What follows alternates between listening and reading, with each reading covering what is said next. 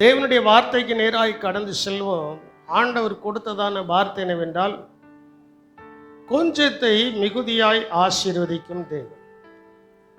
கொஞ்சத்தை கர்த்தர் மிகுதியாய் என்ன செய்கிறார்? ஆசீர்வதிக்கிறார். கொஞ்சம்தான் இருக்கு, நான் என்ன செய்ய? கொஞ்சம்தான் இருக்கு, நான் என்ன செய்யங்கிறதான யோசனையும் எண்ணமும் அநேகருக்குள்ள இருக்கு. இதை வச்சு நான் ஒரு பெரிய காரியத்தை செய்ய முடியுமா? இதை வச்சு நான் கடன் இல்லாமல் வாழ முடியுமா? இதை வைத்து எல்லா கடனையும் அடைத்து மீதி எடுக்க கர்த்தர் எனக்கு உதவி செய்வாரா? இதை வைத்து என் பிள்ளைகளை நல்ல முறையில் படிக்க வச்சு அவர்களுக்கு நல்ல காரியங்களை செய்ய முடியுமா? அப்படிங்கிறதான பலவிதமான கேள்விகள் பலருடைய உள்ளத்தில் இருக்கு. பலருடைய உள்ளத்தில் என்ன செய்து இருக்கு. நான் உங்களுக்கு சொல்லுவேன், கர்த்தரை நம்புகிறவர்களுக்கோ ஒரு நன்மையும் குறைவுபடாது. பரிசுத்தவான்களுக்கு ஒரு நன்மையும் என்ன செய்யாது. ஏன் கையில் இருக்கிற வேதம் அதைத்தான் சொல்கிறது. அந்த கொஞ்சத்தை மிகுதியாய் கர்த்தர் நமக்கு ஆசீர்வாதமாக்கி தரணும்னா கர்த்தரை நம்ப வேண்டும். கர்த்தருக்கு ஏற்ற ஒரு பரிசுத்த ஜீவியம் நம்மிடத்தில் என்ன செய்ய வேண்டும்? காணப்பட வேண்டும். இந்த ரெண்டும் இருந்தால் நமக்கு மிகுதியான ஆசீர்வாதங்கள் வரும். மனிதர்கள் எல்லாரும் அவங்க கையில் இருக்கிறத கணக்கு பார்ப்பாங்க. தேவன் கணக்கில்லாமல் ஆசீர்வதிப்பார். மனிதர்கள் எல்லாருமே கணக்கு பார்க்கறதுல கில்லாடி. நானும் தான் என்னையும் சேர்த்து தான் சொல்றேன்.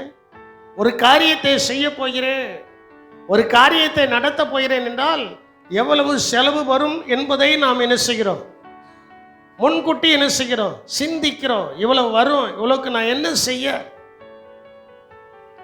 இவ்வளவுக்கு நான் என்ன செய்ய என்கிறதன் ஒரு கேள்வி எனக்குள்ள இருக்கதான் செய்கிறது. அதே கேள்வி உங்களுக்குள்ளும் இருக்கதான் செய்யுது. இருக்கா இல்லையா? இல்லைன்னா நம்ம மனுஷர்களே கிடையாது. கண்டிப்பா அந்த கேள்வி என்ன செய்யும்? இருக்கும். தேவனிடத்தில் அந்த கேள்வி அல்ல.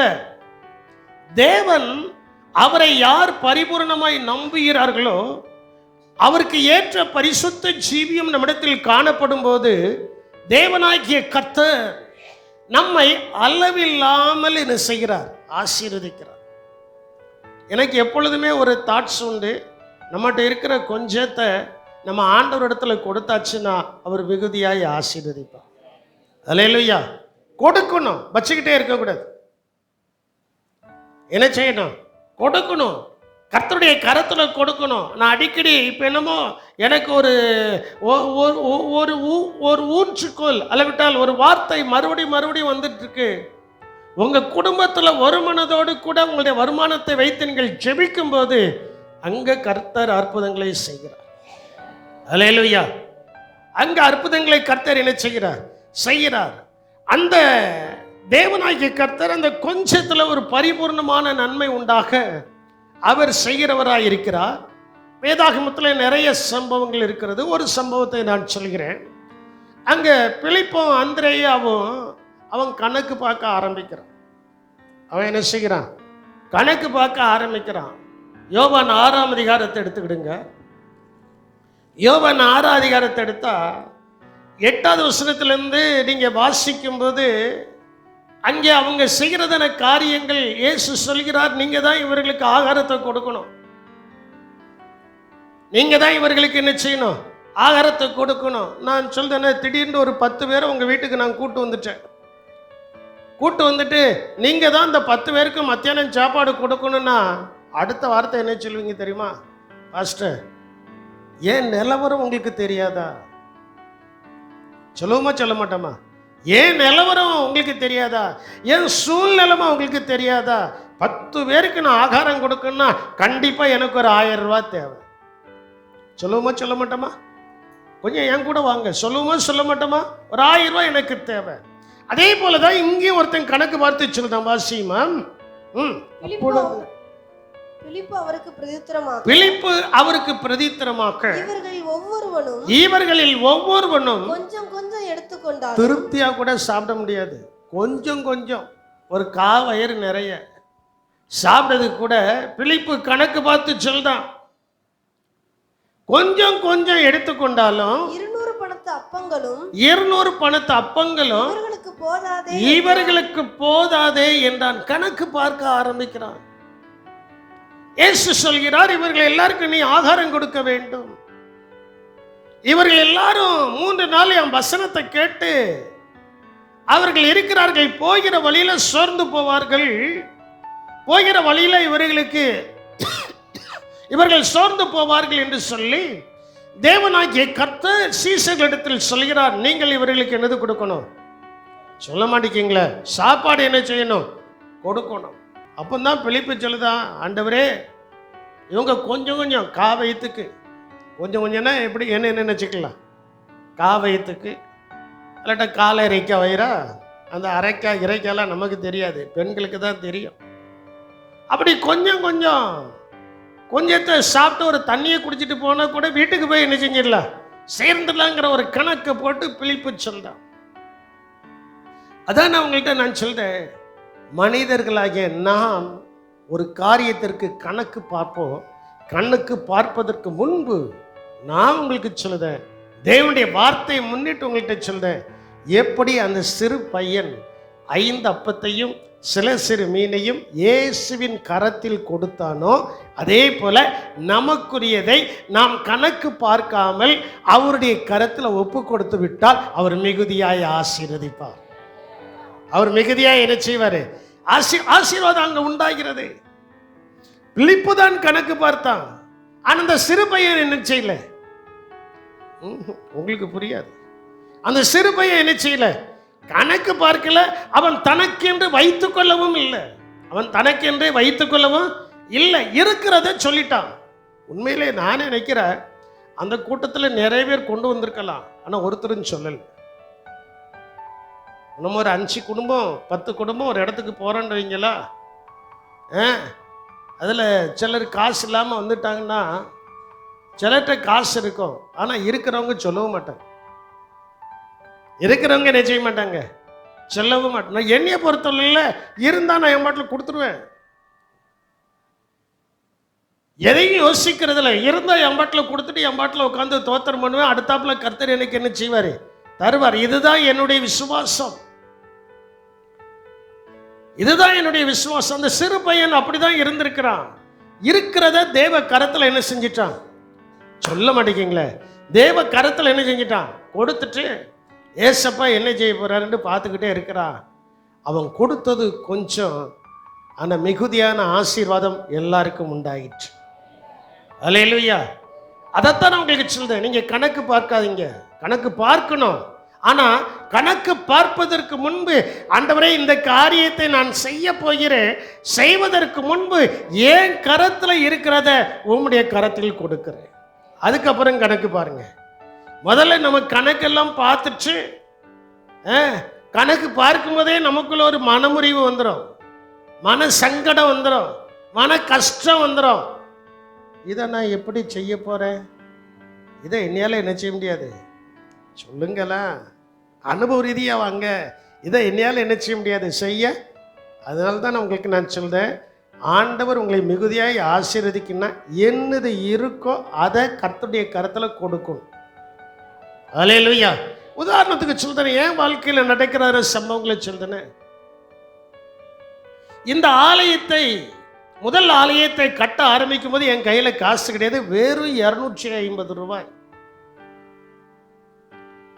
வெறும் 250 ரூபாயை இந்த ஆலயத்தை கட்டுவதற்கு நான் முதலீடாக இயேசுவின் கரத்தில் கொடுத்தேன். எவ்வளவுதான்? எவ்வளவுதான்? சொல்ல மாட்டேங்களா? இப்போ உங்களுக்கு விசுவாசம் வரட்டும், மிகுதியாக ஆசீர்வதிக்கப்படணும். இப்போ உங்களுக்கு விசுவாசம் வரணும். நம்ம எல்லாரும் சொல்றோம், ஆபிரகாம் விசுவாசத்தின் தகப்பன். அந்த ஆபிரகாமுடைய பிள்ளைகள் தானே நம்ம. அதே விசுவாசம் நமக்குள்ள வரணும்ல. உலகத்தில் ஒரு பழமொழி சொல்லுவாங்க, தகப்பன் 8 அடி பாஞ்சா பிள்ளை எத்தனை அடி பாயணும்? நம்ம 16 அடி பின்னால எல்லாம் இருக்கிறோம். 16 அடி பின்னால எல்லாம் இருக்கிறோம். இப்ப முன்னால வாங்க. 250 ரூபா, வெறும் 250 ரூபா தான் கையில் இருந்துச்சு. அந்நாட்கள்ல எங்களுக்கு சாப்பாடுக்கு கூட கஷ்டம். சாமியல் பிரதருக்கு தெரியும் நாங்க எவ்வளவு கஷ்டப்பட்டோன்ட்டு. அவ்வளவு கஷ்டம். ஆனா அந்த 250 ரூபாயை ஒரு தேவனுடைய வார்த்தையை கேட்ட உடனே, ஒரு தேவனுடைய வார்த்தையை அந்த வேதாகம கலாசாலையில கேட்ட உடனே அந்த 250 ரூபாயை வந்ததும் நாங்க ஆண்டவருடைய கரத்துல கொடுத்து, ஆண்டவரே வேலையை ஆரம்பிக்க போகிறோம், நீங்க முடித்து தாங்க. அல்லேலூயா. எப்பொழுது? கணக்கு பார்ப்பதற்கு முன்பு. 1994 ஆலயத்தை கட்டி முடிக்கும் போது கிட்டத்தட்ட அந்த ஓடு போட்ட ஆலயம் 1.25 லட்சம் ரூபாய். 1.25 லட்சத்துக்கு என் கையில இருந்தது எவ்வளவுதான் சொல்லுங்க. அதான் நான் உங்கள்கிட்ட சொல்றேன், நீங்க இந்த விசுவாசத்துக்குள்ள வரணும். அப்படின்னா மிகுதியாய் கர்த்தர் உங்களை என்ன செய்வாரு? அந்த இதை கொடுத்துட்டு, ஆண்டவரே நான் உங்கள்கிட்ட கொடுத்தனே, நீர் எனக்கு ஆசீர்வாதமாக்கி தரலையே, கொடுத்தனே நீர் எனக்கு ஆசீர்வாதமாக்கி தரலையே, கொடுத்தனே நீர் எனக்கு ஆசீர்வாதமாக்கி தரலையேன்னு கேள்வியில கேட்டுக்கிட்டே இருந்தா அவர் ஆசீர்வதிக்க மாட்டார். கொடுத்துட்டு நம்ம அமைதியா இருந்துடணும். இப்போ பேங்க்ல போய் ஒரு 1 லட்சம் ரூபா டெபாசிட் பண்ணியிருக்கீங்க. அவன் சொல்லுதா காலம் வரைக்கும் நீங்க எப்படி இருக்கணும்? எப்படி இருக்கணும்? அமைதியா இருந்தால்தான் அந்த டெபாசிட்டின் மேல எவ்வளவு கூடுதல் வருமானம் வருதோ அது உங்களுக்கு என்ன செய்யும்? கிடைக்கும். இல்லை இன்றைக்கு நான் போட்டுட்டு நாளைக்கே போய் எனக்கு அந்த வருமானம் வேணும் அப்படின்னா உன் காசை நீ எடுத்துக்க, கூடுதலாக உனக்கு என்ன செய்ய முடியாது? கொடுக்க. அதே போலதான் ஆண்டவருடைய கரத்துல ஒப்பு கொடுத்துச்சு. தேவ கரத்துல அர்ப்பணித்து விட்டோம். தேவ கரத்துல அர்ப்பணித்ததுக்கு பின்பு நோ மோர் கொஸ்டின் அட்டால். ஆண்டவருடைய கரத்துல கொடுத்ததுக்கு பின்பு கொஸ்டினே பண்ணக்கூடாது, விட்டுறணும். ஆனா வேலையை செய்ய ஆரம்பிக்கணும். வேலையை செய்துக்கிட்டே என்ன செய்யணும்? இருக்கணும். அங்க மிகுதியான ஆசீர்வாதத்தை கர்த்தர் கொடுப்பார். அல்லேலூயா. என்னுடைய வாழ்க்கையில நடந்தது அதுதான். மிகுதியான ஆசீர்வாதத்தை கர்த்தர் கொடுப்பதற்கு காரணம் என்னன்னா, ஒரு காரியத்தை நான் செய்ய போறோம்னா முதல்ல ஆண்டவருக்காக ஒரு காரியத்தை செய்வேன், மீதி காரியத்தை ஆண்டவர் பார்த்து கொள்வார். மீதி காரியத்தை ஆண்டவர் என்ன செய்வார்? அனுபவ ரீதியாக இப்போ உங்கள்கிட்ட சொல்றேன். அதே போல் தான் பிலிப்பு கணக்கு பார்க்க ஆரம்பித்தான். இயேசு கணக்கு பார்க்கவில்லை. இயேசு இந்த உலகத்தில் இருக்கும்போது மாம்சகத்தில் இருந்தாரா தெய்வீகத்தில் இருந்தாரா? சொல்லுங்க. மாம்சகத்தில் தான் இருந்தார். ஆனால் அவருக்கு நன்றாய் தெரியும், நான் இந்த இடத்துல கணக்கு பார்க்க விரும்பவில்லை, இருக்கிறதை என்கிட்ட தந்துட்டாங்க, எனக்கு மேலே ஒருவர் இருக்கிறார் என்பதை புரிந்து அந்த கொடுத்ததை அவருடைய கரத்துல கொடுத்தார். அவர் ஆசீர்வதித்தார், இவர் கொடுத்தார். மீதி வரக்கூடிய அளவுக்கு எல்லாரும் கொஞ்சம் கொஞ்சம் இல்லை, திருப்தியாய் சாப்பிட்டு மிகுதியான அமௌண்ட் மீதி வருவதற்கு கர்த்தர் அங்க இறங்கி கிரியை செய்தார். அல்லேலூயா. இன்னைக்கு நீங்க செய்யக்கூடியது அதுதான். நீங்க சும்மா வசனத்தை கேட்டுட்டு மிகுதியாய் ஆண்டவர் ஆசீர்வதிப்பார், மிகுதியாய் ஆண்டவர் ஆசீர்வதிப்பாருன்னா ஒரு வாசல் உங்களுக்கு திறக்க போறது இல்லை. திறக்கணும் அப்படின்னா உங்ககிட்ட இருக்கிறத கர்த்தர்ட்ட கொடுக்கணும். ஏழை விதவை வந்தா, ஏழை விதவை வந்த ஆலயத்துக்குள்ள வந்தா, இயேசு காணிக்கைப்பட்டி அருகில் நிற்கிறாரு, பார்த்துக்கிட்டே இருக்கிறாரு. எல்லாரும் தங்களுடைய பரிபூர்ணத்திலிருந்து என்ன செய்தார்கள்? எடுத்து போட்டார்கள். இந்த ஏழை விதவை என்ன செய்தா? என்ன செய்தா? தன் ஜீவனத்துக்கு வைத்திருந்ததை கொண்டு போய் என்ன செஞ்சிட்டா? போட்டுட்டா. அவளுக்கு அதுக்கப்புறம் மிகுதியான ஆசீர்வாதம் வந்துச்சா வரலையா? வந்துச்சு. சரி, இன்னொரு சம்பவத்தை நான் உங்களுக்கு சொல்றேன். நிறைய சம்பவங்கள் என்ன உங்களுக்கு முன்னால சொல்வதற்கு தான் கர்த்தரினை வைத்திருக்கிறார்.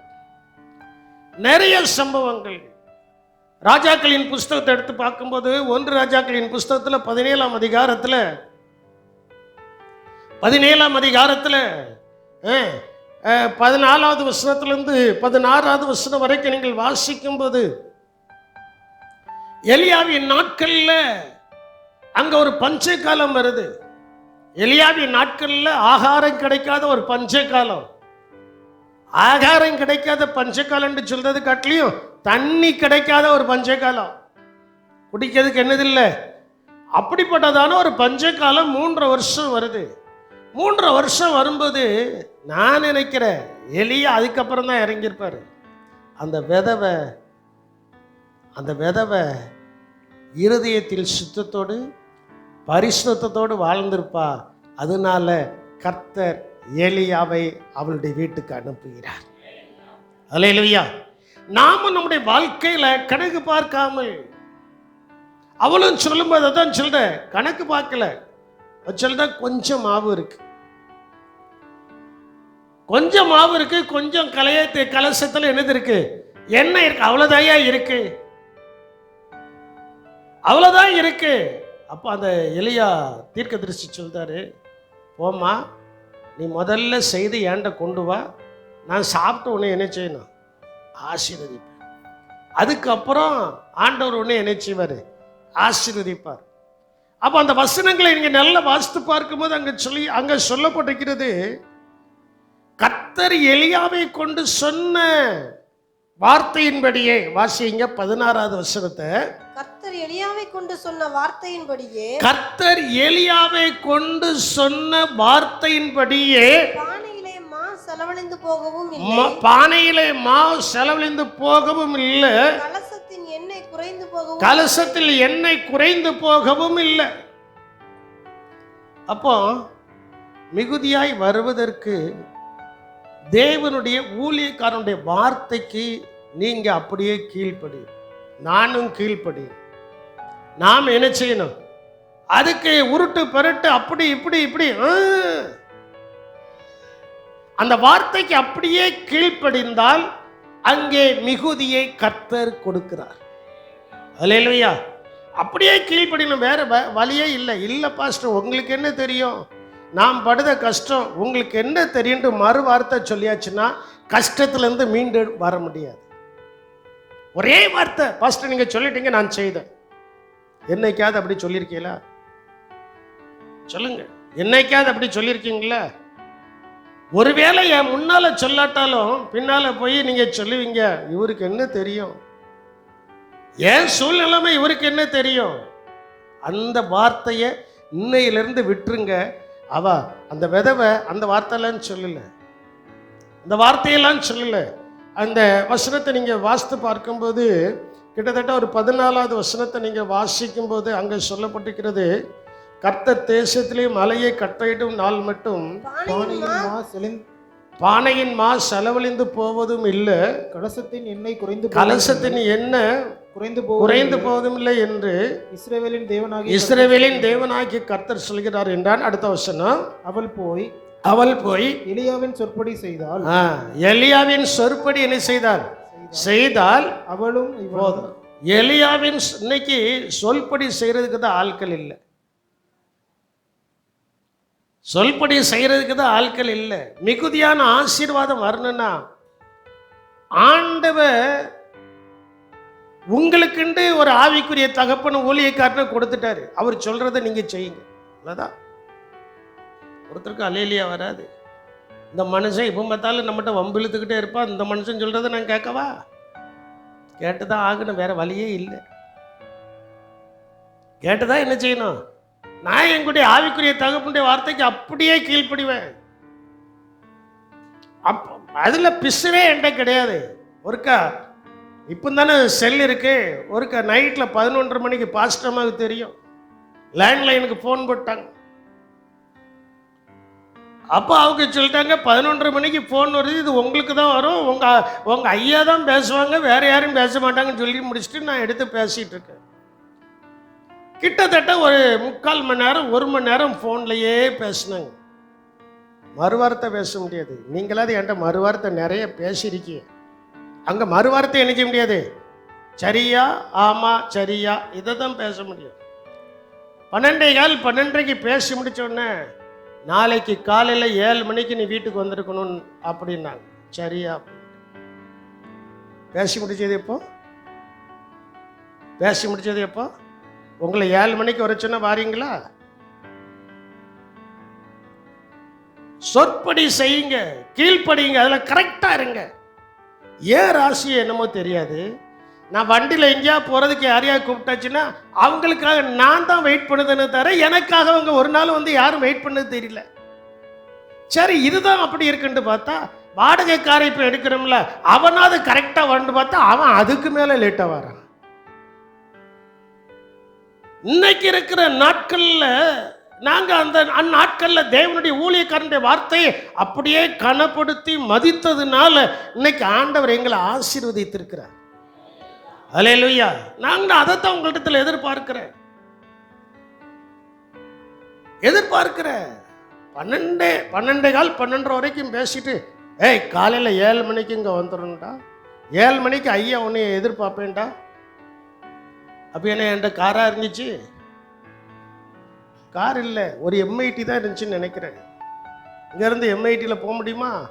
5 மணிக்கு முதல் பஸ்ஸு, 4:50க்கு 5க்கோ முதல் பஸ்ஸு. பஸ்ஸில் ஏறி போட்டால் அந்த காலத்தில் ரோடு இப்படியா இருந்துச்சு? தடபடான்னு என்ன செய்யும், போகும். எப்படியோ தப்பி தவறி 6:57க்கு ஐயாவுடைய வீட்டு வாசலில் போய் நின்றுட்டேன். எப்படி போனேன்னு எனக்கு தெரியாது.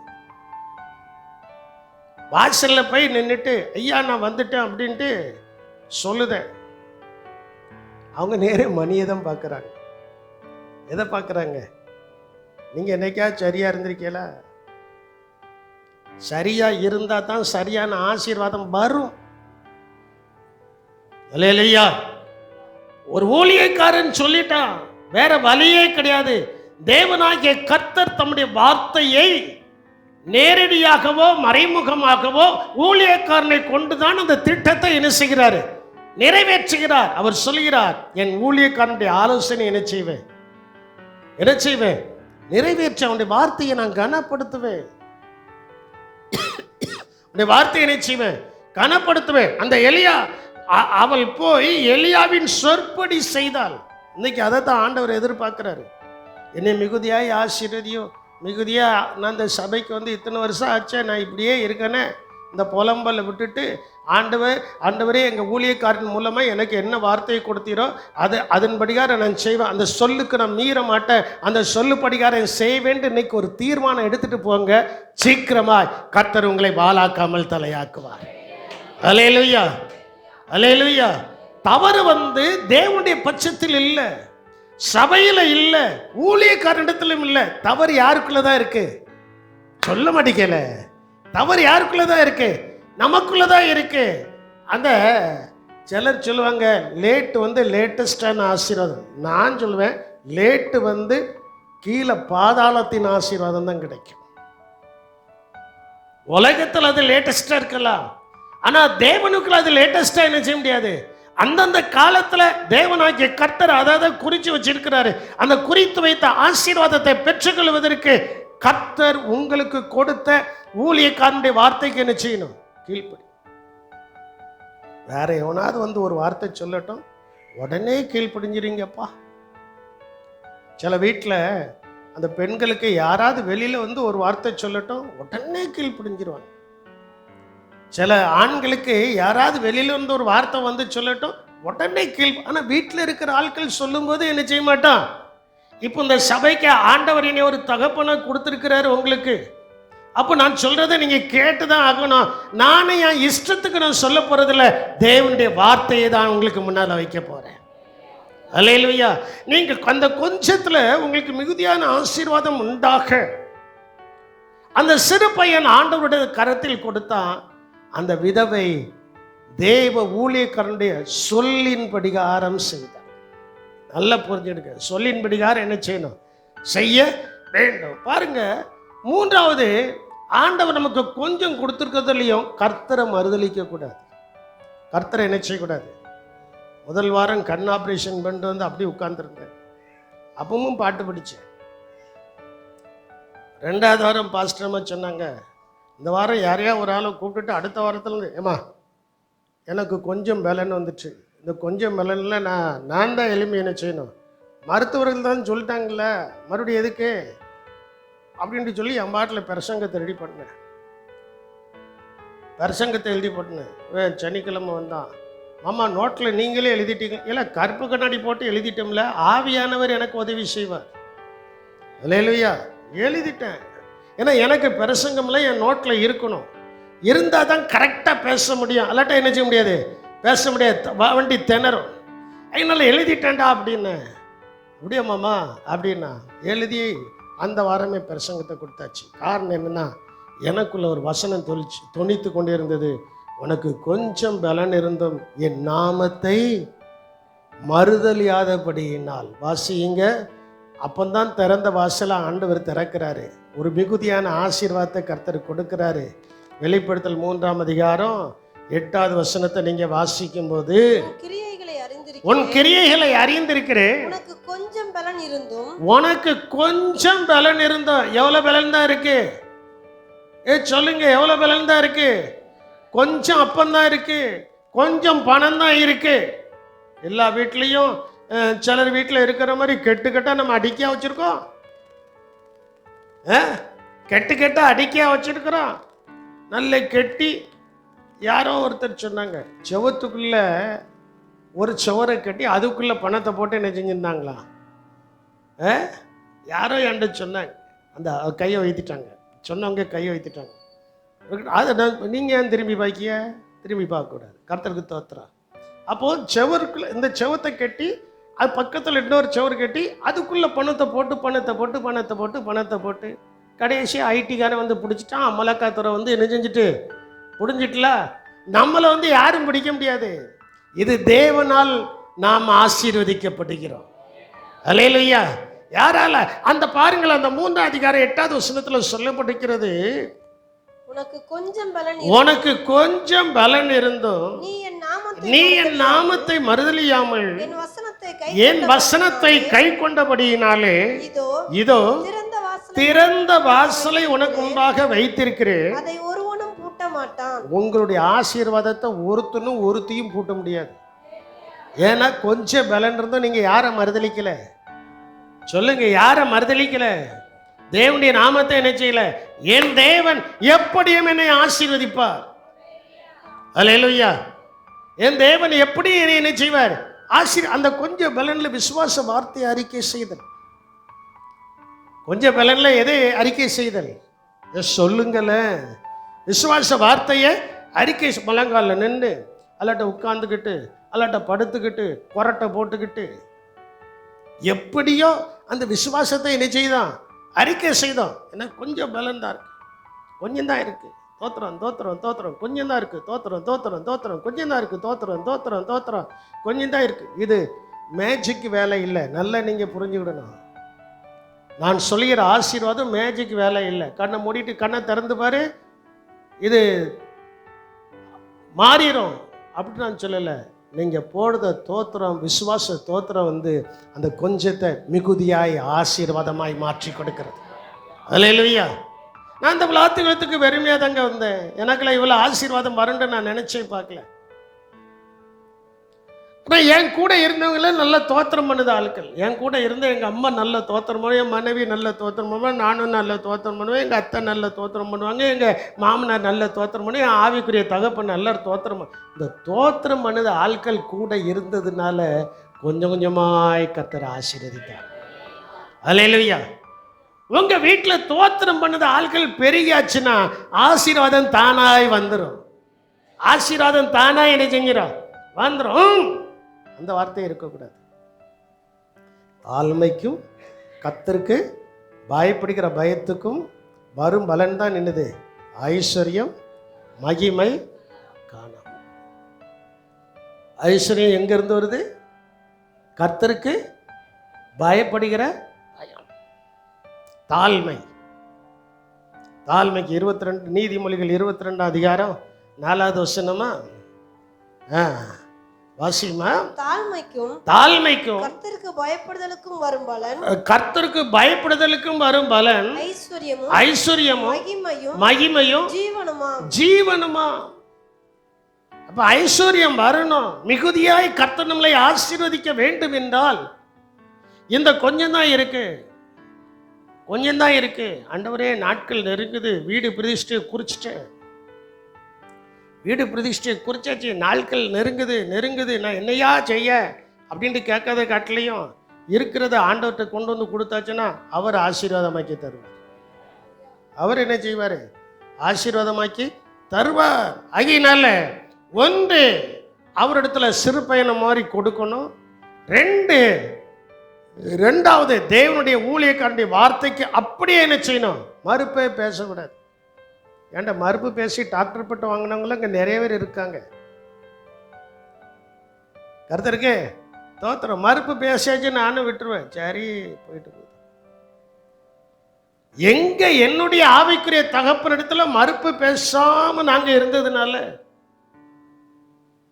சில நேரத்தில் கூட போகும்போதே வெள்ளைக்காக்கா பறக்குதுட்டா அப்படிம்பாரு. ஆமையா வெள்ளைக்காக்கா பறக்குதும் போ. நீங்க என்ன செய்வீங்க? அப்புறம் அடுத்த இல்ல அது கருப்பு காக்காடா. ஆமையா அது கருப்பு காக்காம் போ. இல்ல வெள்ளன்னு சொன்னா இப்போ கருப்புங்க. என்னடா உங்க கண்ணுக்கு வெள்ளையா தெரிஞ்சா என் கண்ணுக்கு வெள்ளையா தெரியுது, உங்க கண்ணுக்கு கருப்பா தெரிஞ்சா என் கண்ணுக்கு எப்படி தெரியுது? அவங்களுக்கு ஒரு சந்தோஷம். ஏன்னா முரண்பாடான காரியத்தை பெரியவர்களுக்கு முன்பு நாம் எடுக்காமல் இருக்கும்போது நமக்கு ஆசீர்வாதம். அல்லேலூயா. ஒன்று, அந்த சிறு பையன் அப்படியே கொடுத்தான். ரெண்டாவது, அந்த விதவை தேவனுடைய வார்த்தையின்படிகார ஊழியக்காரனுடைய வார்த்தைக்கு சொல்லுக்கு அப்படியே கீழ்ப்படிந்தால். மூன்றாவது, கொஞ்சம் பலன் இருந்தோம், கர்த்தரை என்ன செய்யல? மறுதலிக்கல. அதனால ஆண்டவர் வாசலை திறந்துச்சு. எதை திறந்துட்டாரு சொல்லுங்க? எல்லாரும் சொல்லுங்க, எதை திறந்துட்டாரு? அடைப்பட்ட வாசல்லாம் இப்ப என்ன செஞ்சுட்டு அங்கங்க அடைச்சு வச்சிருந்தான் சாத்தான். யோபினுடைய வாழ்க்கையில சில காலங்கள் வாசல் எப்படி இருந்தது? அடைக்கப்பட்டு இருந்து படாத பாடு பட்டான்.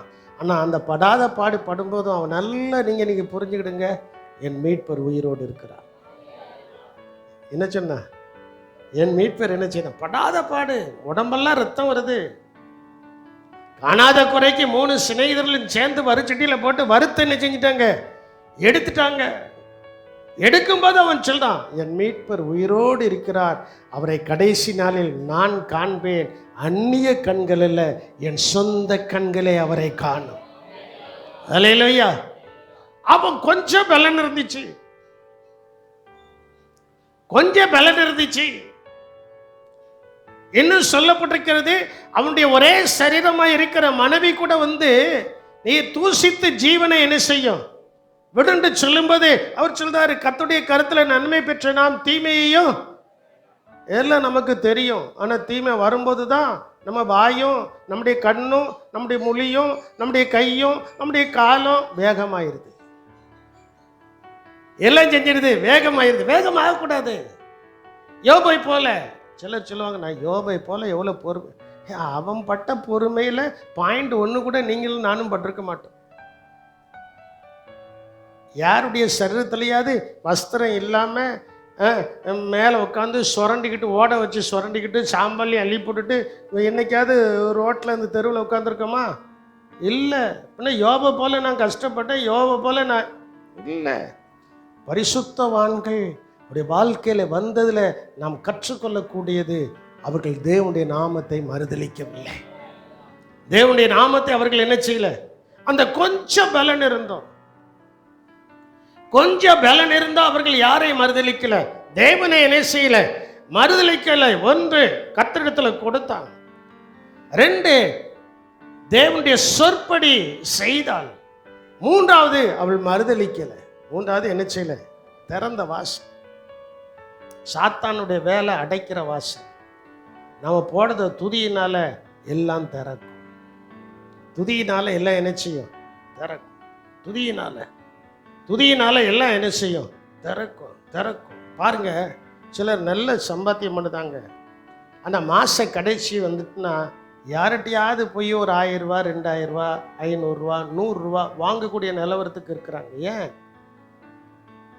ஏன் கொஞ்சம் நல்லா சிந்திச்சு பாருங்க. ஆகாயின் தீர்க்கதரிசன புஸ்தகம் 1ஆம் அதிகாரம் எடுத்துக்கொள்ளுங்கள். ஆகாய் 1ஆம் அதிகாரம்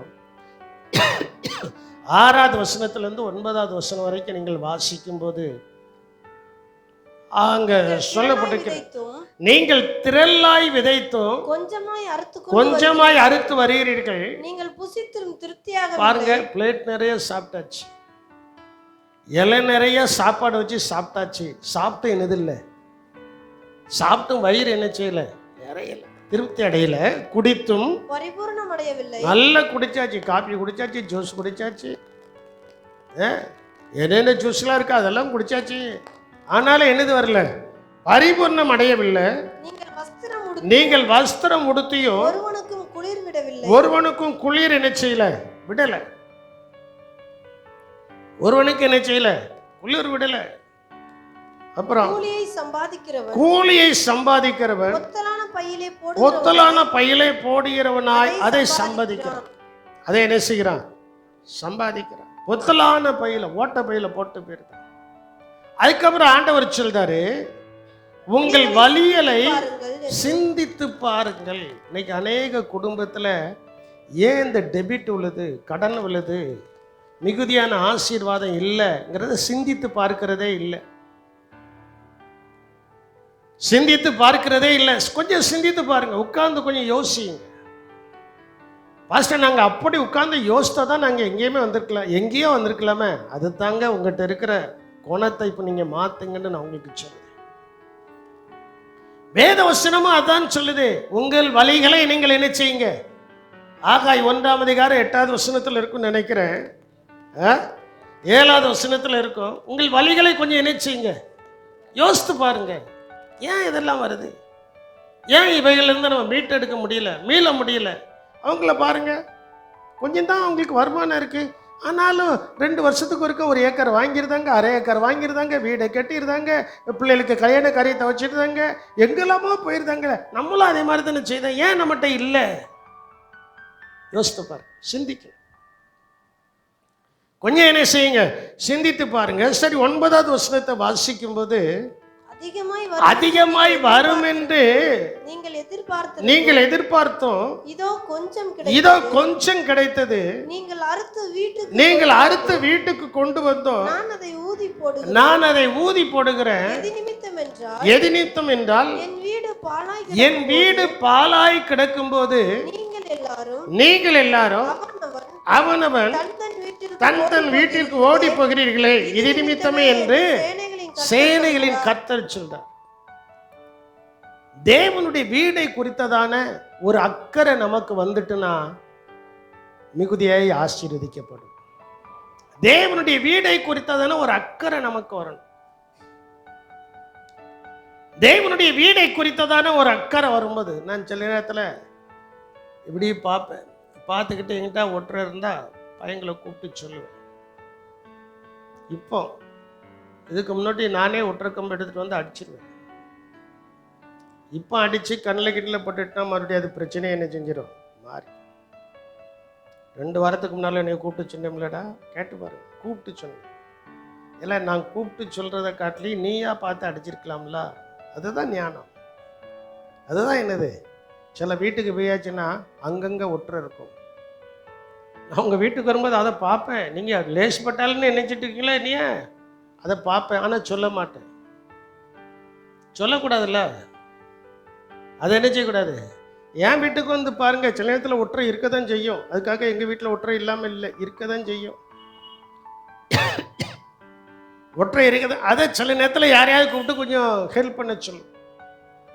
அதே போல இங்க தேவனுடைய வீடு பாழாய் கிடக்கும்போது நாம் நம்முடைய வீட்டிற்கு போகிறதுனாலே ஆசீர்வாதம் குறைகிறது.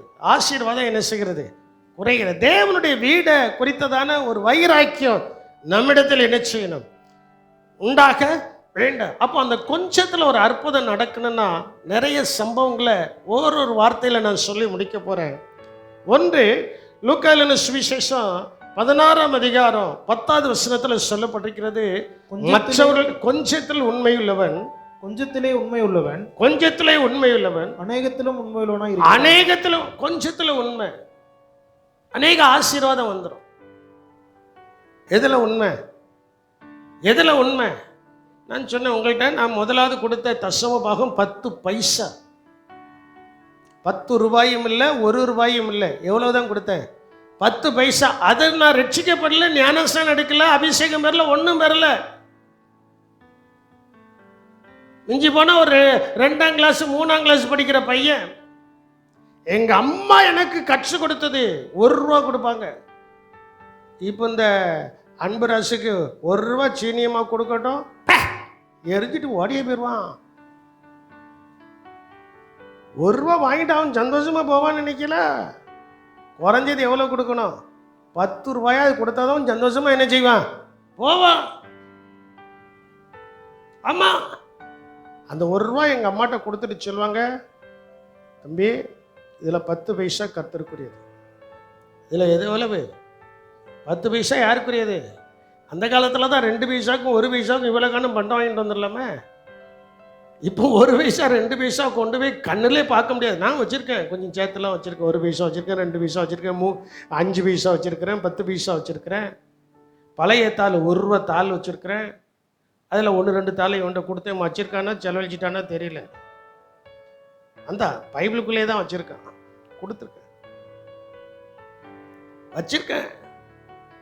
எதுக்காக இதை சொல்றேன்னா, கொஞ்சத்தில் உண்மையுள்ளவன் அநேகத்திலும் எப்படி இருப்பான்? அது மிகுதியான ஆசீர்வாதங்கள் வருவதற்கு கர்த்தர் அதை என்ன செய்தாரு? பார்க்கிறார். மிகுதியான ஆசீர்வாதம் வருவதற்கு கர்த்தர் அதை பார்க்கிறார். 2வது லூக்கா 19:17 சொல்லப்பட்டிருக்கிறது, 10 ராத்தல். அதில் அவன் உண்மையா இருந்தான். அதில் அவன் எப்படி இருந்தான்? உண்மையா இருந்தா ஆண்டவர் அவனை என்ன செய்தாரு? ஆசீர்வதித்தார். 10 பட்டணங்களுக்கு அவனை அதிபதியாய் மாத்திட்டான். 10 பட்டணங்களுக்கு அவனை அதிபதியாய் கர்த்தர் என்ன செஞ்சிட்டாரு? மாத்திட்டாரு. 3வது 5 தாலந்து. 5 தாலந்து தான் எஜமான் கொடுத்துட்டு போனாரு. வரும்போது இவன் என்ன செஞ்சிட்டான்? கூட 5 என்ன செஞ்சிட்டான்? சம்பாத்தியம் பண்ணிட்டான். மத்தேயு 25:21 சொல்லப்பட்டிருக்கிறது. கூட 5 சம்பாத்தியம் பண்ணிட்டான். 3வது 2 தாலந்து. எனக்கு கொஞ்சம் தையா இருக்கு, நான் என்னையா செய்ய அப்படின்னு அவன் சோம்பேறியா இருக்குல்ல, சோம்பேறியா இருக்குல்ல. அதே மத்தேயு 25:23 இப்படி உண்மையா இருக்கும்போது என்ன நடக்குதுன்னா, எஜமானுடைய சந்தோஷம் கிடைக்கிறது. என்னது கிடைக்கிறது? எஜமானுடைய சந்தோஷம். வாசியுங்கள், மத்தேயு எழுதின சுவிசேஷம் 25ஆம் அதிகாரம் 21வது வசனத்தையும் 23வது வசனத்தையும் வாசிக்க கேட்போம். அவனுடைய எஜமான் அவனை நோக்கி, அவனுடைய எஜமான் அவனை நோக்கி, நல்லது நல்லது உத்தமமும் உண்மையும் உள்ள ஊழியக்காரனே, உத்தமமும் உண்மையும் உள்ள ஊழியக்காரனே, கொஞ்சத்திலே உண்மையா நீ இருந்தாய். கொஞ்சத்துல ஆண்டவர் அதைத்தான் பார்க்கிறாரு. மிகுதியான ஆசீர்வாதத்தை we expect much blessing. மிகுதியான ஆசீர்வாதத்தை நாம் எதிர்பார்க்கிறோம். அதற்கு நாம் என்ன செய்ய வேண்டும் என்பதை நீங்க புரிஞ்சுக்கிடுங்க. அங்க சொல்லப்பட்டிருக்கிறது, நீ கொஞ்சத்திலே உண்மையா இருந்தாய், உண்மையா இருந்தாய், அநேகத்தின் மேல் உன்னை அதிகாரியாக வைப்பேன், அநேகத்தின் மேல் உன்னை அதிகாரியாக வைப்பேன். உன் எஜமானுடைய சந்தோஷத்திற்குள் பிரவேசி. உன் எஜமானுடைய சந்தோஷத்திற்குள் என்ன செய்ய? அப்ப பாருங்க, உண்மையா இருந்தா, கொஞ்சத்துல உண்மையா இருந்தா என்ன சந்தோஷம் கிடைக்கிறது? எல்லாரும் சொல்லுங்க, என்ன சந்தோஷம் கிடைக்கிறது? எஜமானுடைய சந்தோஷம். சரி, 25வது வசனத்தையும் வாசிக்கலாம், 23வது வசனத்தையும். அவனுடைய எஜமான் அவனை நோக்கி, அவனுடைய எஜமான் அவனை நோக்கி, நல்லது நல்லது உத்தமமும் உண்மையுள்ள ஊழியக்காரனே, உத்தமும் உண்மையும் உள்ள ஊழியக்காரனே, கொஞ்சத்தில் உண்மையா இருந்தாய், கொஞ்சத்துல உண்மையா இருந்தாய், அநேகத்தின் மேல் உன்னை அதிகாரியாக வைப்பேன். நம்ம கொஸ்டின்ல என்ன தெரியுமில்ல, ஆண்டவர் இன்னும் எனக்கு தரட்டும், அப்போ நான் ஆண்டவருக்கு கொடுப்பேன். எப்படி? இன்னும் கர்த்தர் எனக்கு என்ன செய்யட்டும். நம்ம அப்படித்தானே சொல்றோம். இன்னும் கொடுத்ததுல, அவர் கொஞ்சமா கொடுத்ததுல உண்மையா இருக்கிறோமா? இன்னும் கர்த்தர் எனக்கு என்ன செய்யட்டும், தரட்டும், அதுக்கப்புறம் நான் ஆண்டவருக்கு உண்மையா இருப்பேன். இந்த போட்டி மனப்பான்மை சில குடும்பத்துக்குள்ள இந்த போட்டி மனப்பான்மை இருக்கும். சில குடும்பத்தில் இந்த போட்டி மனப்பான்மை என்ன செய்ய இருக்கும்? போட்டி மனப்பான்மை அங்கே இருந்துச்சுன்னா அந்த குடும்பம் கோட்டி பிடிச்சது போல இருக்கும். அந்த குடும்பம் எப்படி இருக்கும்? சமாதானம் இருக்காது, சந்தோஷம் இருக்காது, ஆசீர்வாதங்கள் என்ன செய்யாது? இருக்காது. போட்டி மனப்பான்மையே இருக்கக்கூடாது. எங்களை போல என் கையில் எவ்வளோ வருமானம் வந்தாலும் பாஸ்டர் மாட்ட கொடுப்பேன், கொடுத்துட்டு வாங்கிடுவேன், கொடுப்பேன், கொடுத்துட்டு மறுநாள் காய்கறி வாங்க போனோம், 200 தான் வரும், ஒரு 300 கொடுமா அப்படிம்பேன். 10 ரூபா என் பைக்குள்ளே இருக்கும், 100 ரூபா என் பைக்குள்ளே என்ன செய்யும்? இருக்கும். முகம் கோணாமல் கொடுத்துருவாங்களா? நீங்க உங்க வீட்டையாட்ட வாங்கிக்கிட்டு மறுநாள் கடைக்கு போகும்போது கொடு அப்படின்னா இவ்வளோ வருமோ? குறுக்கு கேள்வி கேட்காதீங்க, குறுக்கு நொடிஞ்சு போயிடும். ஆமா, கேள்வி அவர் தானே கொடுத்துருக்கிறாரு, கேட்கறத கொடுங்க. கொடுக்கும்போது மீதி இருந்தா இல்லாத நேரத்தில் அது உதவும். அல்லேலூயா. இல்லாத நேரத்தில் அது என்ன செய்யும்? உதவும். நாங்கள் கொடுக்கவும் வேண்டாம் பாஸ்டர், கேட்கவும் வேண்டாம் பாஸ்டர் அப்படின்னா நீங்க ஆண்டவர்ட்டையும் கொடுக்க மாட்டீங்க, ஆண்டவர்ட்டையும் கேட்க மாட்டீங்க. எப்படி மிகுதியான ஆசீர்வாதம் வரும்? கொஞ்சம் யோசித்து பாருங்க, கொஞ்சம் சிந்திச்சு பாருங்க. இங்க அதான் சொல்லப்பட்டிருக்கு, நீ கொஞ்சத்துல உண்மையா இருந்தால், எதுல கொஞ்சத்துல உண்மையா இருந்தால் நீ அநேகத்தின் மேல் என்ன செய்வ? உன்னை அநேகத்தின் மேல் என்ன செய்வேன்? சே பாஸ்டர், ஆண்டவர் இனி அநேகமத்தின் மேல் அதிகாரியா வச்சுட்டா நான் தேவனுடைய நாமத்தை தூசித்து நான் திருடனா அல்லாட்டா பரலோகத்துக்கு போகாம போயிடுவேன். அந்த அவநம்பிக்கை உங்களுக்கு எதுக்கு? எவ்வளவு தந்தாலும் நான் கர்த்தருக்குள் இருப்பேன் என்று சொன்னால் கர்த்தர் கொடுப்பார். அல்லேலூயா. கர்த்தருக்குள்ள நம்ம என்ன செய்யணும்? நிலைத்திருக்க வேண்டும். எஜமானுடைய சந்தோஷம் மிகுதியாய் ஆசீர்வதிக்கப்பட்ட தானா என்னது வந்துடும்? சொல்ல மாட்டேங்கிங்களே, தானா என்னது வந்துடும்? சந்தோஷம் வந்துருமா? வருமா வராதா? சம்பளம் வாங்குறவங்களுக்கு சம்பளம் வாங்கின அன்னைக்கு முகம் எப்படி இருக்கும்? ஆஹா, இயேசுநாதர் இப்போ வந்துட்டா பரலோகத்துக்கு என்ன செஞ்சிடலாம்? போயிடலாம். அதே இது ஒரு 15 நாள் 20 நாள் ஆயிட்டுனா, நான் உங்களுக்கு சொல்றேன், அந்த கொஞ்சத்தில் உண்மையாக இருந்தா 1 நாள் 2 நாள் அல்ல, 30 நாளும் நான் சந்தோஷமா இருக்கும்படி எஜமா நம்மளை சந்தோஷமாய் வைப்பார். விசுவாசிக்கிறவங்க கரங்களை கொட்டி கர்த்தரை மகிமைப்படுத்துங்க பார்ப்போம். அதுதாங்க எஜமானுடைய சந்தோஷம். அதுதான் 2-3 வாரமாய் நான் சொல்லிக்கிட்டு இருக்கிறேன். 7 நாளும் 12 மாதமும் எஜமான் நம்மளை சந்தோஷமாய் வைப்பதற்கு வருமானத்தை ஆசீர்வதிக்கிறார். வருமானத்தை கர்த்தர் என்ன செய்கிறாரு? ஆசீர்வதிக்கிறார். அப்ப பாருங்க, இந்த சம்பவங்கள் எல்லாம், ஒன்று அந்த சிறு பையன் கர்த்தருடைய கரத்துல கொடுத்தான். 2 அந்த விதவை சொற்படி செய்தாள். 3வது திறந்த வாசல் திறக்கப்படுவதற்கு பலன் இருந்தும் கொஞ்சம் பலன் இருந்தும் என்ன செய்யல? மறுதலிக்கல. 4வது ஏன் ஆசீர்வாதம் பெறலங்கிறத சிந்திக்கிறதே கிடையாது, யோசிக்கிறதே கிடையாது. நான் அடிக்கடி சொல்வேன், வாகனத்தில் ஒரு நட்டு லூஸ் ஆகிட்டுனா உடனே அதை என்ன செஞ்சிடணும்? சரி பண்ணிடும். நட்டு தானே போகும்போது போயிட்டே இருக்கும்போது அந்த டயரு தனியாக கலந்து ஓடிடும். அப்போ என்ன செய்வேன்? இன்னைக்கு அநேகர் டயர் கலந்து தான் போய் இருக்கீங்க. சரி பண்ணக்கூடிய நேரத்தில் யோசித்து சரி பண்ணாம அந்த நட்டு இப்போ கலந்து டயர் எங்க ஓடிட்டு இப்போ தான் எல்லாரையும் நீ யோசிக்கிறாங்க, என்ன ஃபஸ்ட்டு எங்களை டயரில் கொண்டு போய் வச்சுட்டீங்களே. உங்கள் குடும்பம் அப்படி தானே இருக்கு. அது சரியாக வேண்டும் என்றால் உட்கார்ந்து புருஷனும் மனைவி உட்கார்ந்து கொஞ்சம் சிந்திக்கணும், கொஞ்சம் யோசிக்கணும். இதை என்ன செய்ய போகிறோம், எப்படி செய்ய போகிறோம் யோசித்தால், முன்னால் நம்ம யோசித்தோம்னா பின்னால் பிரச்சனை வராது.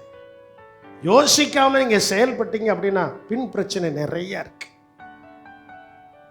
பின் பிரச்சனை நிறையா என்ன செய்கிறது இருக்கு. அவைகள்லேருந்து நம்ம விடுதலை பெறணும் அப்படின்னா அந்த அந்த யோசனை நமக்கு என்ன செய்யணும்? வரணும். 5வது நான் உங்களுக்கு சொன்னேன், கொஞ்சத்தில் உண்மை. ஆண்டவருக்கு எப்படி இருக்கணும்? உண்மையாக இருக்கணும். 6வது சொல்றேன், அப்படி வேதாகமத்தில் உண்மையாக இருந்த 3 நபரை சொல்றேன். 1 மோசே தேவனுடைய வீட்டில் எங்கே எப்படி இருந்தா? என்னாகமம் 12:7 சொல்லப்பட்டிருக்கிறது. மோசே தேவனுடைய வீட்டில் எங்கே எப்படி இருந்தா? உண்மையாக இருந்தா. எபிரேயர் 2:3 அதிகாரம் 2வது 3வது வசனத்திலையும் சொல்லப்பட்டிருக்கிறது. 2வது தாவீது தன் வீட்டில் எப்படி இருந்தான்? உண்மையா இருந்தான். மோசையை பற்றி நீங்கள் கேள்விப்பட்டிருப்பீங்க, வாசித்திருப்பீங்க. தாவீது உண்மையாக இருந்தானா? தாவீது உண்மையா இருந்தானா? இருந்தான். யாரு சொல்றா? ஆசாரியன் சொல்றான். அபிமெலேக் என்கிறதான ஆசாரியன் சவுல் இடத்துல சொல்லுதான். வாசிங்க 22ஆம் அதிகாரம், 1 சாமுவேல் 22ஆம் அதிகாரம் 14வது வசனத்தை வாசிக்கும் போது அங்கே தாவீதை குறித்து அபிமெலேக்கு என்கிறதான ஆசாரியன் ஊழியக்காரன் சொல்லுதான். வாசியுங்கள். அபிமெலேக்கு ராஜாவுக்கு பிரதியுத்தரமாக, அபிமெலேக்கு ராஜாவுக்கு பிரதியுத்தரமாக, உம்முடைய எல்லா ஊழியக்காரரிலும் தாவீதை போல ராஜாவுக்கு மருமகனும் உம்முடைய கட்டளையின்படி செய்கிறவனும் உம்முடைய வீட்டிலே கனம் உள்ளவனுமாய் இருக்கிற உண்மை உள்ளவன் யாரு? இந்த தாவீதை தவிர மீதி அந்த வீட்டில் இருக்கிற எல்லாருமே உண்மையற்றவன். இந்த தாவீது எப்படிப்பட்டவன்? அவனை ஆண்டவர் ஆசீர்வதிச்சாரா ஆசீர்வதிக்கலையா? இன்னைக்கு அவன் சந்ததி என்ன செய்யப்பட்டிருக்கிறது? அந்த கொஞ்சத்தில் அவன் உண்மையா இருந்தான். கொஞ்சத்தில் அவன் உண்மையா இருந்தபடியினால ஆண்டவர் இன்னைக்கு என்ன செய்கிறாரு? ஆசீர்வதிக்கிறாரு. 3வது திகிக்கு. என்னடா பேரு புதுசா இருக்க? திகிக்கு.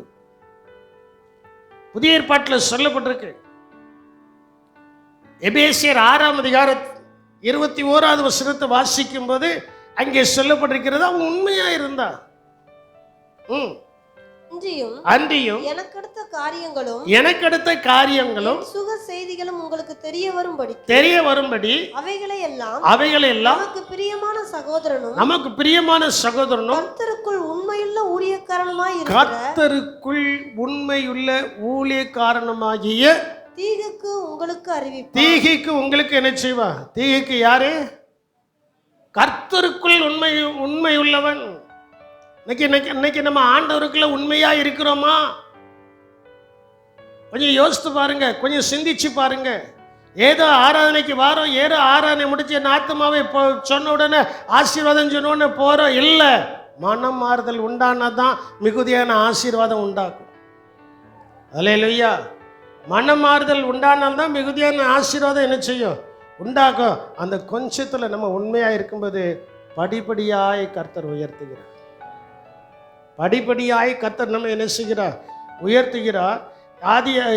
யாத்திரையாகமம் 18:21 பார்க்கும்போது முதல் உயர்வு 10 பேருக்கு அதிபதியாய் மாற்றுதாரு. 2வது 50 பேருக்கு அதிபதியாய் மாற்றுதாரு. 3வது 100 பேருக்கு அதிபதியாய் மாற்றுதாரு. 4வது 1000 பேருக்கு அதிபதியாய் மாற்றுதாரு. உயர்வு வருது. உயர்வு என்ன செய்கிறது? வருது. உங்க பிள்ளைகிட்ட சொல்லணும். உங்க பிள்ளைகள் உண்மையா இருக்கான்னு பார்க்கணும். உங்க பிள்ளைகளை தசமபாகம் கொடுக்கிறதா, காணிக்கை கொடுக்கிறதா, ஆண்டவருடைய காரியத்தில் உண்மையா இருக்கிறதான்னு பார்க்கறதுக்கு நீங்க தான் ரோல் மாடல். நீங்க தான் அந்த பிள்ளைகளுக்கு முன்மாதிரியா என்ன செய்யணும்? இருக்க வேண்டும். பிள்ளைகள் உயர்வு வருது. முதல்ல 10 பேருக்கு அவன் ஆண்டவர் உயர்த்துதார். 2வது 100 பேருக்கு உயர்த்துதார். 3வது 1000 பேருக்கு என்ன செய்கிறாரு? அந்த வசனத்தில் அப்படிதான் இருக்கு. 4 விதமான உயர்வு. 1 10 பேருக்கு அதிபதியாய் உயர்த்துதார். 2வது 50 பேருக்கு அதிபதியாய் உயர்த்துதார். 3வது 100 பேருக்கு அதிபதியாய் உயர்த்தார். 4வது கிங்கு.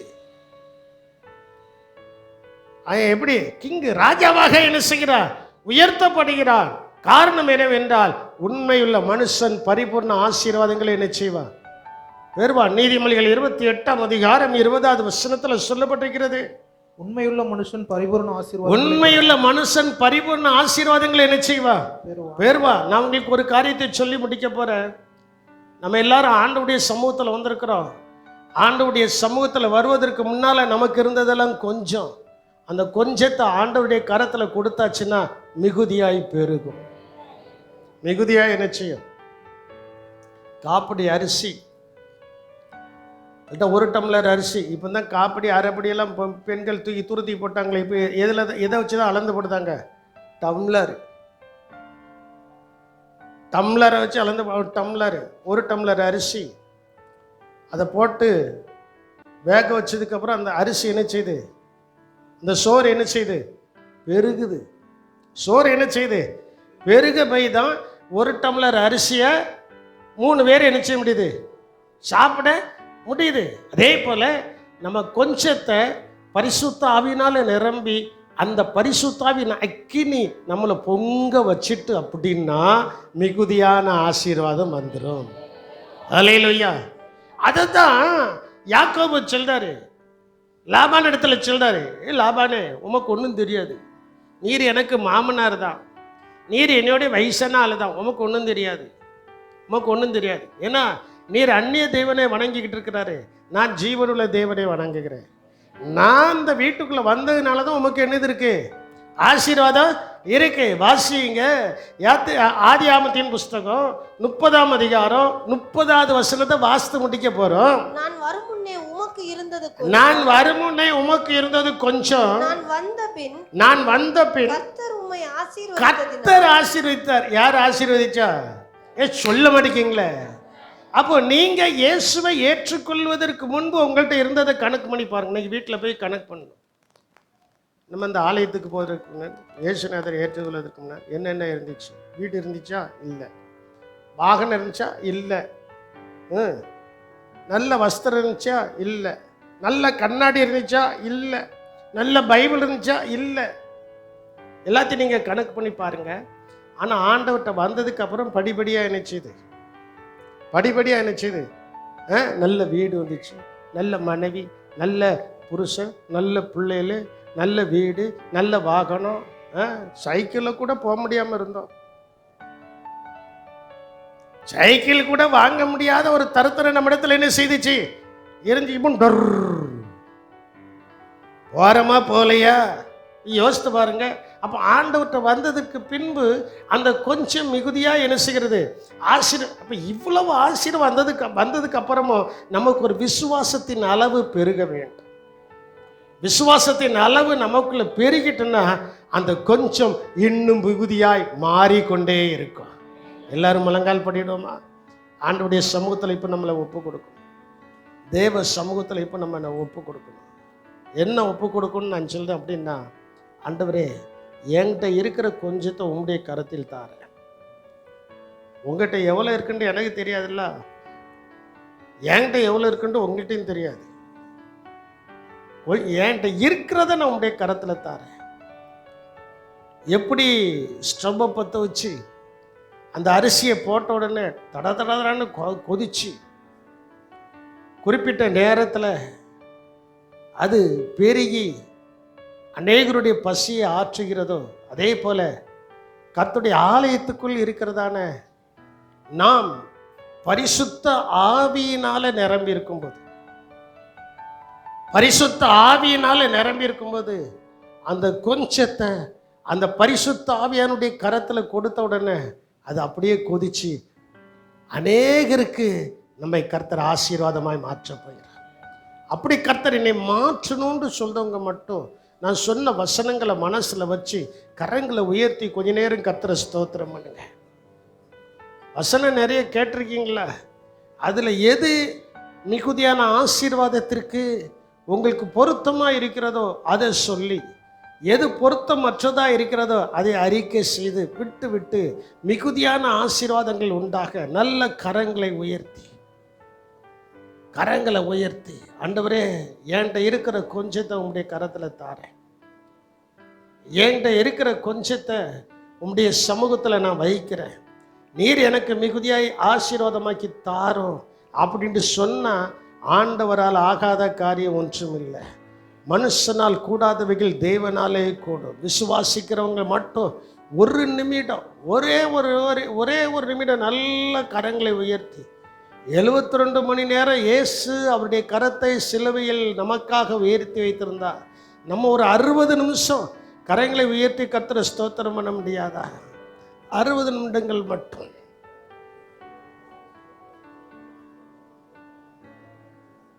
கிருபை உள்ள தேவனே மே துதிக்கிறோம், மே ஸ்தோத்திரிக்கிறோம் கர்த்தாவே. கரங்களை உயர்த்தி ஜெபிக்கிறதான பிள்ளைகள் குடும்பத்தில் நீர் இறங்கி சொல்லப்பட்ட வேத வசனத்தின் படிகாரம் ஆண்டவரே, நாங்கள் கிறிஸ்துவை ஏற்றுக்கொள்வதற்கு முன்பு, கிறிஸ்துவனிடத்தில் வருவதற்கு முன்பு, சபைக்குள்ளே உம்முடைய சபைக்குள்ளே தேவனுடைய சபைக்குள்ளே வருவதற்கு முன்பு எங்களுக்கு இருந்ததெல்லாம் கொஞ்சம். ஆனால் வந்து தேவனுடைய வார்த்தைகளை கேட்டு அந்த வார்த்தைகளின்படிகார நாங்கள் செய்யும்போது எங்களை மிகுதியாய் ஆசீர்வதித்திருக்கிறீர். இன்னும் நாங்கள் மிகுதியாய் ஆசீர்வதிக்கப்பட்டு கடன்கள் இல்லாமல், பிரச்சனைகள் இல்லாமல், ஆண்டவரே உம்மை துதிக்கிறோம். நல்ல வீடுகளை கட்டி, நல்ல வாகனங்களை கட்டி வாங்கி சந்தோஷமாய் இருக்க நீர் சொல்கிற கொஞ்சத்தில் உண்மையாக இருந்தால் நீ அநேகத்தின் மேல் அதிகாரியாக்குவே, அதனால எஜமானுடைய சந்தோஷம் வரும் என்று சொல்லப்பட்டிருக்கிறது.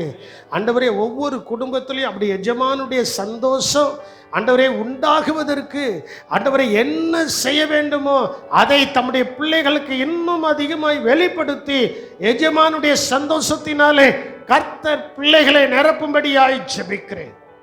ஆசீர்வதியும் கிருபை கூட இருக்கட்டும். இயேசுவின் நாமத்தில் ஜெபிக்கிறோம் ஜீவனுள்ள நல்ல தகப்பனே, ஆமென். அப்படி